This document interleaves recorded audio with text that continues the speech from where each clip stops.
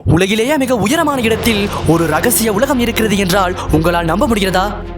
மேகங்களுக்கு மேலே மனித கால் தடங்கள் படாத பனிச்சிகரங்களுக்கு நடுவே ஆயிரக்கணக்கான ஆண்டுகளாக புதைந்து கிடக்கும் மர்மங்களின் தேசம்தான் இமயமலை.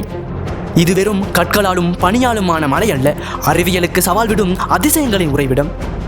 காலத்தையே உறைய வைக்கும் ஆற்றல் கொண்ட இந்த இமயமலையின் ரகசியங்களை இன்று நாம் அவிழ்க்கப் போகின்றோம். அதற்கு முன் நமது சேனலுக்கு நீங்கள் முதன்முறையாக வந்திருந்தால் இது போன்ற வியப்பூட்டும் மர்மங்களை உடனுக்குடன் தெரிந்து கொள்ள இப்பொழுதே சப்ஸ்கிரைப் செய்து கொள்ளுங்கள். வாருங்கள் வீடியோவிற்குள் செல்வோம். சுமார் 5 கோடி ஆண்டுகளுக்கு முன்பு இன்று நாம் வாழும் இந்தியா இருக்கும் நிலப்பகுதியானது ஆசிய நிலப்பகுதியோடு மிக வேகமாக வந்து மோதியது. இந்த மாபெரும் மோதலின் விளைவாக கடலுக்கு அடியில் இருந்த நிலப்பகுதி மடிந்து மேல் நோக்கி எழும்பியது. அப்படி உருவானதுதான் இந்த இமயமலை தொடர். அதனால்தான் இன்றும் இமயமலையின் உச்சாணி கொம்பில் கடல் வாழ் உயிரினங்களின் படிமங்கள் காணப்படுகின்றன.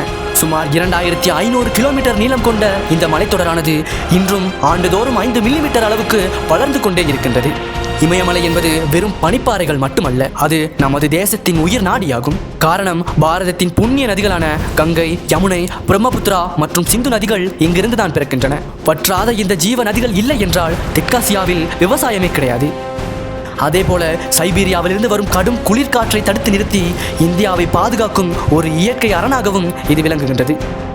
அப்படிப்பட்ட இமயமலை மட்டும் இல்லை என்றால் இந்தியாவின் பெரும் பகுதி இன்று ஒரு பாலைவனமாக மாறியிருக்கும். இயற்கையின் இந்த அரணுக்குள் தான் ஆன்மீகத்தின் உச்சமான சிவபெருமான் வாசம் செய்கின்றார். இமயமலை என்றாலே நம் அனைவருக்கும் முதலில் நினைவுக்கு வருவது கைலைநாதன் தான். பனி மூடிய இந்த சிகரங்கள் அனைத்தும் சிவனின் இருப்பிடமாக கருதப்படுவதால் பல்லாயிரம் ஆண்டுகளாக ஞானிகளும் சித்தர்களும் இறைவனை உணர இங்கே தவம் புரிய வருவார்கள். அறிவியல் ரீதியாக 1953 மனிதர்கள் இதன் உயரமான சிகரங்களை எட்டி பிடித்தாலும் இன்றும் பல இடங்கள் மனித நடமாட்டம் இல்லாத சிவனின் மர்மங்களாகவே இருக்கின்றன. சுருக்கமாக சொன்னால் இமயமலை என்பது பனிப்பாறை அல்ல, அது இறைவனின் அருளும் இயற்கையின் பிரம்மாண்டமும் கலந்த ஒரு மகா அதிசயமாகும். இந்த தகவல் உங்களுக்கு பயனுள்ளதாக இருந்தால் லைக் செய்து உங்கள் நண்பர்களுக்கு இதை பகிருங்கள்.